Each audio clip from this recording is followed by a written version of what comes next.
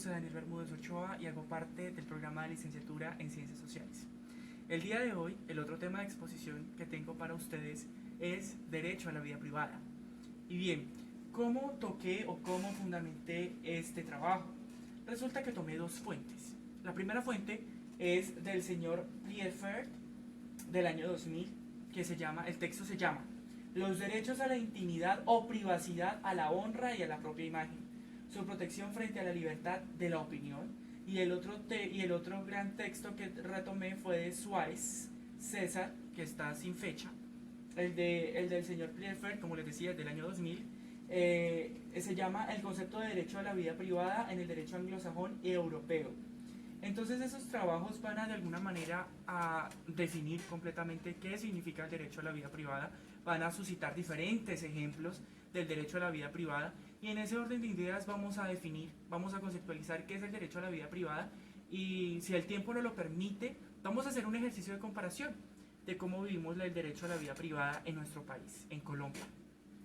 Bien, entonces, como lo trabajamos en la exposición anterior, salieron diferentes ítems y salieron diferentes, digamos, conceptos que el señor Pliefert, en el texto de los derechos a la intimidad o privacidad, a la honra y a la propia imagen, su protección frente a la libertad de la opinión, va a comenzar a definir. Él dentro del texto no lo va a conceptualizar, pero a mí me parece completamente necesario definir esos términos para de alguna manera retroalimentar correctamente la exposición presente.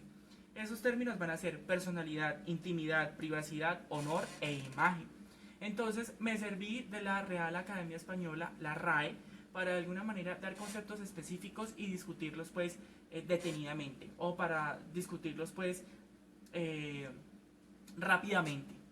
Bien, entonces tenemos personalidad. La Real Academia Española define personalidad como diferencia individual que constituye a cada persona y la distingue de otra. Es decir, yo como ser humano, como persona, como ciudadano, tengo diferentes rasgos, tengo diferentes características, porque yo me he podido desempeñar en un contexto diferente al de mi compañero de clase, al de mi compañero de trabajo, y eso ya quiere decir de que yo soy un universo aparte. Claramente todos los seres humanos por naturaleza son diferentes, porque realmente nuestra metafísica es racional, eso es nuestro componente invariable. Nosotros todos somos racionales, pero precisamente esa racionalidad nos permite definir una personalidad clara, y esa personalidad clara está completamente relacionada con contextos específicos. Como yo me desenvuelvo como ciudadano de Palmira dentro de un contexto, no se va a definir un ciudadano de Cali de igual manera. Hay diferentes factores, la crianza, la enseñanza educativa, la estratificación social en cierta manera también contribuye a ese aspecto, ¿verdad? Bueno. Tenemos intimidad y la Real Academia Española define intimidad como, dice, zona espiritual íntima y reservada de una persona o de un grupo, especialmente de una familia. Intimidad es todo aquello que hacemos completamente, digamos, conscientes y que es algo íntimo. Lo que yo hago en la casa con mis padres de familia, lo que yo puedo hacer en la calle o en la casa. Bueno, en la calle no porque hablamos de intimidad. Recordemos que la intimidad no trasciende espacios públicos, claramente. Entonces, para que hagamos ese ejercicio también como de diferenciación, tenemos entonces de que la intimidad puede trascender un espacio privado, ¿no? Porque eso nos dice la RAE. Pero entonces ese espacio privado está completamente relacionado a lo que yo haga, como les decía, con mis padres, mis hermanos, mi pareja, X o Y circunstancia. Y esa intimidad es una intimidad consciente. ¿Qué quiere decir consciente? Que yo puedo mirar, yo puedo ver cómo me comporto, puedo mirar diferentes características para con esas personas y no va a estar mal porque es mi intimidad y como no lo estoy haciendo en público, pues entonces eso no está afectando absolutamente a nadie. Bien, dice, tenemos privacidad. La Real Academia Española define privacidad como ámbito de la vida privada que se tiene derecho a proteger de cualquier intromisión. La privacidad es todas las cosas que usted realiza como profesional, que usted realiza como estudiante y que usted realiza independientemente del rol que usted cumpla dentro de la sociedad. Y esa privacidad a usted como tiene derecho de que nadie se meta, usted tampoco se va a meter y tampoco va a tener intromisión dentro de esa privacidad. Tenemos honor. La Real Academia Española define gloria o buena reputación que sigue a la virtud, al mérito o a las acciones heroicas, la cual trasciende a las familias, personas y acciones mismas de quienes se las granjea. El honor es todo lo que la gente mira de usted, es todas esas buenas acciones que usted tiene, esas virtudes. pero que ese no se puede perder si de pronto se intrometen en su vida privada. Usted de pronto en su vida privada hace cosas que no están bien vistas para la sociedad y al momento de que alguien se dé cuenta y publique ese tipo de acciones, pues su honor se va a ir, pues, se va a ir a la basura, por decirlo así. Y finalmente tenemos imagen. Y esa imagen, hablemos de imagen personal, ¿no? Porque la Real Academia Española define, hay diferentes conceptos de imagen y este es imagen personal. Y tenemos conjunto de rasgos que caracterizan ante la sociedad a una persona o entidad. Realmente volvemos a lo mismo. Son las características, son las posiciones que una persona tiene de otra dentro de un espacio. Bien. Entonces, el derecho a la intimidad o privacidad, el derecho al honor, pues digamos que son derechos que se han visto, pues digamos, completamente patentados con la coyuntura actual y que es un derecho que también realmente se pudo conceptualizar después de la Revolución Francesa, porque en la Revolución Francesa llegaron ideas de democracia, llegaron ideas de libertad, llegaron ideas pues completamente transformadoras a ese antiguo régimen histórico que estábamos acostumbrados o que se estaba acostumbrado en ese momento, y eso también permitió el derecho a la intimidad y el derecho a la privacidad. Anteriormente las clases sociales, dependiendo de su estratificación, podían o no tener una vida privada.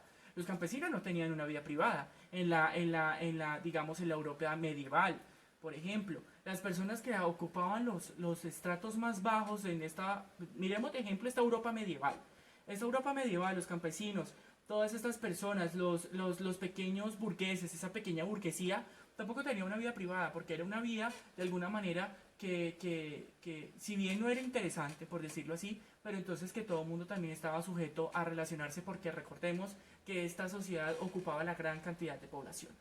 Bien, entonces tenemos como ejemplo, bueno, tenemos como ejemplo ya para finalizar esta idea, tenemos esta sociedad actualmente, los derechos de intimidad obviamente se vieron reflejados después de la Revolución Francesa, se vieron completamente conceptualizados pues después de este hecho, y ahorita vamos a darnos cuenta que el derecho a la intimidad personal también se pudo patentar en la Constitución Política de 1991 en Colombia.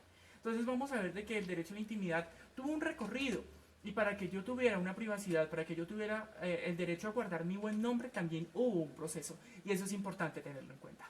Bien, el texto del señor Pierre Fert da estos ejemplos, y es que se tiene como atentado el derecho a la intimidad cuando la intromisión en la soledad física que la persona se reserva en el hogar o respecto a sus bienes, por ejemplo a través de micrófonos o cámaras, divulgar públicamente hechos privados, divulgación de hechos deformados por falsos relatos a una persona, apropiarse indebidamente en provecho propio del nombre o imagen ajena.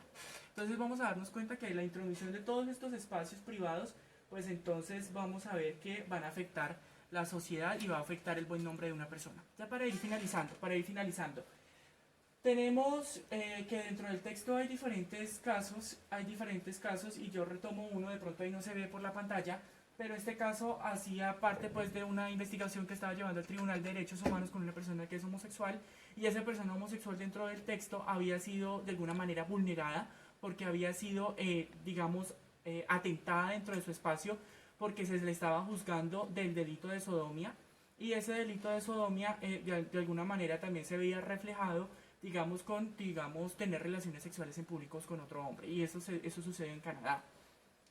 No refleja la temporalidad, pero sí es preocupante que para este momento aún exista un delito de sodomía, ¿verdad? Obviamente, intrometer en un espacio público es causal de delito, pero si la persona, si esto es mentira, si esa persona, porque no se especifica en el texto, porque si esta persona está en un ámbito privado, las autoridades no tenían por qué atentar. Bien, me despido con esa pregunta, y la pregunta dice, ¿realmente existe una vida privada en el siglo XXI? Pues la respuesta es no. ¿Por qué no? Porque entonces en este momento vivimos en un auge de las redes sociales, y por más de que existan leyes, por más que existan, digamos, artículos que defiendan su propiedad privada, que defiendan su buen nombre, si usted en una red social da papaya con X o Y estamento que le vulneren esa imagen o le vulneren ese honor, pues entonces ya eso cabe bajo la responsabilidad de ustedes. Y muchísimas gracias.